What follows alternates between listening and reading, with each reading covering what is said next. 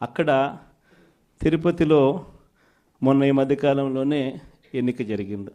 Deputy mayor ఎలక్షన్లకు ఏకంగా మన కార్పొరేటర్లు ప్రయాణం చేస్తూ ఉన్న బస్సును ఏకంగా పోలీసు వాళ్ళే అడ్డుకొని, పోలీసు వాళ్ళే దాన్ని బస్సును ఆపి, ఆ బస్సులో ఉన్న ఎమ్మెల్సీని, ఆ కార్పొరేటర్లను పోలీసుల ఆధ్వర్యంలోనే కిడ్నాప్. బస్సు నిజంగా సిగ్గుండాలి ఈ మాదిరిగా చేయడానికి.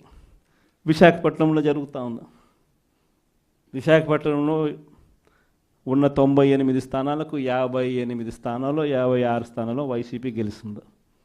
ప్రజాస్వామ్యంగా మేయర్, వైసీపీ మేయర్. అలాంటి ప్రజాస్వామ్యబద్ధంగా గెలిచిన మేయర్ మీద అవిశ్వాస తీర్మానం. మన కార్పొరేటర్లందరినీ మనం క్యాంపులోకి తీసుకొని పోయి మనోళ్ళు పాపం జాగ్రత్తగా పెట్టుకునే ప్రయత్నం మనోళ్ళు చేశారు. క్యాంపులు లేకపోతే ఇళ్ళకు పోలీసులు వస్తున్నారు. వచ్చి భార్యలతో మీ మొగుళ్ళు ఏడుండారో మీరు చెప్పకపోతే మిమ్మల్ని స్టేషన్లోకి తీసుకొని పోతామని చెప్పి పోలీసులు. విశాఖపట్నంలో 40వ వార్డు కార్పొరేటర్ ఇంటికి పోలీసులు పోయి భార్యతో మాట్లాడిన మాటలు నిజంగా అసలు ఏమన్నా బుద్ధి జ్ఞానం ఉన్నోళ్ళు ఎవరైనా చేస్తారా? పోలీసుల్ని మాదిరిగా వాడుకునే కార్యక్రమం. రామగిరి మండలం, మన అనంతపురం జిల్లాలో, ఇక్కడ కూడా ఆశ్చర్యకరమైన విషయం. ఉన్నటి ఎన్ని ఎంపీటీసీలు అంటే 9 మనం గెలిస్తే వాళ్ళు 1 గెలిచినారు. అనంతపురం జిల్లాలో రామగిరి అనే మండలంలో ఈ కాన్స్టిట్యున్సీలో 10 ఉంటే వాళ్ళు 1, 9 మనకు. ఎవరు గెలిచాలి? యాక్చువల్గా మన వాళ్ళే గెలవాలి కదా, సంఖ్యాపరంగా చూసినా ఏం పరంగా చూసినా. కానీ పరిస్థితి ఏమిటి చూస్తే అక్కడ ఎస్ఐ మన ఎంపీటీసీలందరినీ కూడా ప్రయాణం చేస్తూ ఉన్న ఏకంగా పోలీస్ ప్రొటెక్షన్ ఇచ్చి, నేను తీసుకపోతాను మీ ఎంపీటీసీలందరినీ అని చెప్పి ఆయనే పోలీస్ ప్రొటెక్షన్ ఇచ్చినట్టుగా బిల్డప్ ఇచ్చి, కనీసం ఆయన తీసుకుపోతున్నాడు అంటే దారి మళ్ళిస్తాడు. దారి మళ్ళించి ఆయన కిడ్నాప్ స్వయంగా చేస్తాడు. చేసి అక్కడ వీడియో కాల్ పెడతాడు. తెలుగుదేశం పార్టీ ఎమ్మెల్యేతో వీడియో కాల్.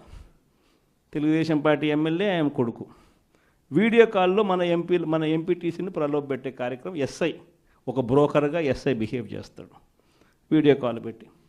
అప్పటికి మన ఎంపీటీసీలు వినకపోయేసరికి ఏం చేశాడు?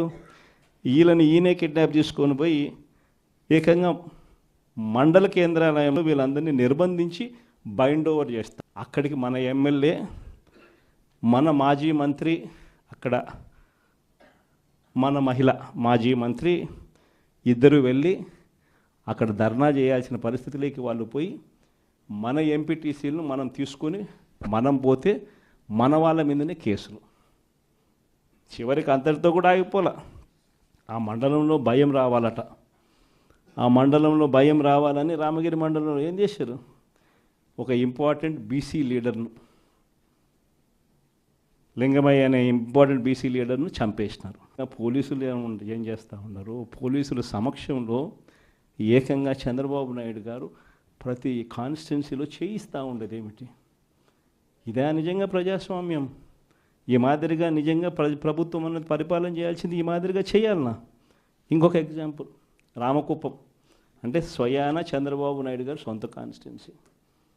చంద్రబాబు నాయుడు గారు స్వయాన సొంత కాన్స్టిట్యున్సీలో రామకుప్పంలో 16 ఎంపీటీసీలకు 16కు 16 మనమే గెలిచినాం.